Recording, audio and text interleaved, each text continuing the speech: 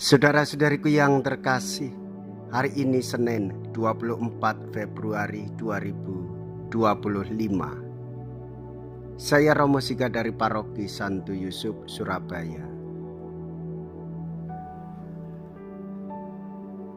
Dalam nama Bapa dan Putra dan Roh Kudus, amin. Pemahaman hidup dan rencana Allah tentang manusia yang lebih mendalam hanya dapat kita peroleh dari kebijaksanaan ilahi. Bila kita hanya terbuka untuk kebijaksanaan kita sendiri, maka kita akan keranjingan dan membisu. Doa dan puasa diperlukan untuk dapat mengalahkan bisikan roh jahat. Aku percaya ya Tuhan, tolonglah aku yang kurang percaya ini. Mea culpa, mea maxima culpa. Marilah kita berdoa. Allah Bapa Maha Kuasa, atas kebijaksanaan-Mu Engkau menciptakan langit dan bumi. Kami mohon agar hidup kami Kau dukung dengan daya yang sama, supaya kami menjadi orang yang bijaksana. Dengan pengantaraan Yesus Kristus Putra-Mu Tuhan kami, yang hidup dan berkuasa, bersama dengan Dikau dalam persatuan Roh Kudus Allah sepanjang segala masa. Amin. Tuhan bersamamu dan bersama rohmu. Inilah Injil suci menurut Markus. Dimuliakanlah Tuhan. Markus bab 9 ayat 14 sampai dengan ayat 29.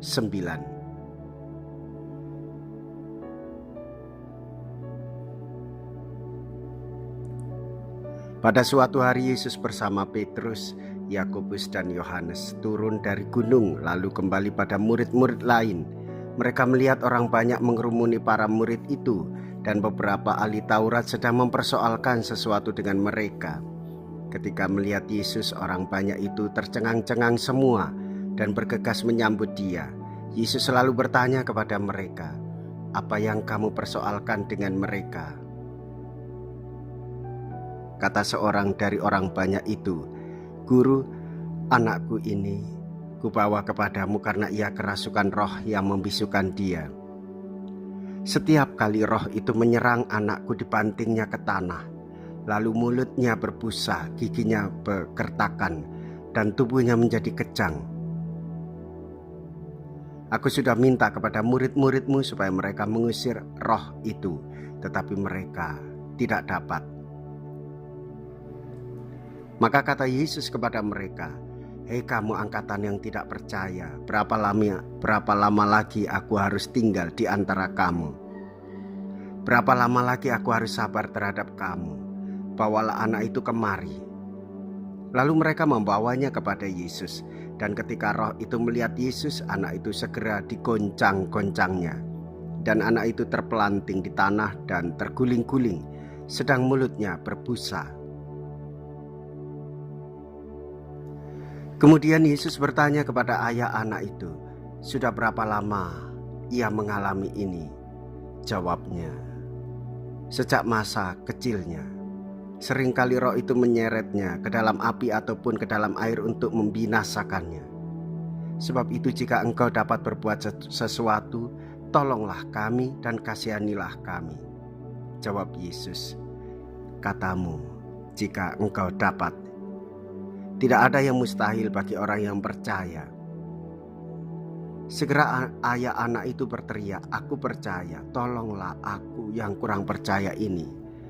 Ketika melihat makin banyak orang yang datang berkerumun, Yesus menegur roh jahat itu dengan keras, katanya, "Hai kau roh yang menyebabkan orang menjadi bisu dan tuli, aku memerintahkan engkau, keluarlah dari anak ini dan jangan memasukinya lagi." Lalu keluarlah roh itu sambil berteriak dan menggoncang-goncangkan anak itu dengan hebatnya. Anak itu kelihatannya seperti orang mati, sehingga banyak orang mengatakan ia sudah mati. Tetapi Yesus memegang tangannya dan membangunkannya, lalu ia bangkit berdiri. Ketika Yesus sudah di rumah dan murid-muridnya sendirian dengan dia, bertanyalah mereka, "Mengapa kami tidak dapat mengusir roh itu?" Jawab Yesus, jenis ini tidak dapat diusir kecuali dengan berdoa.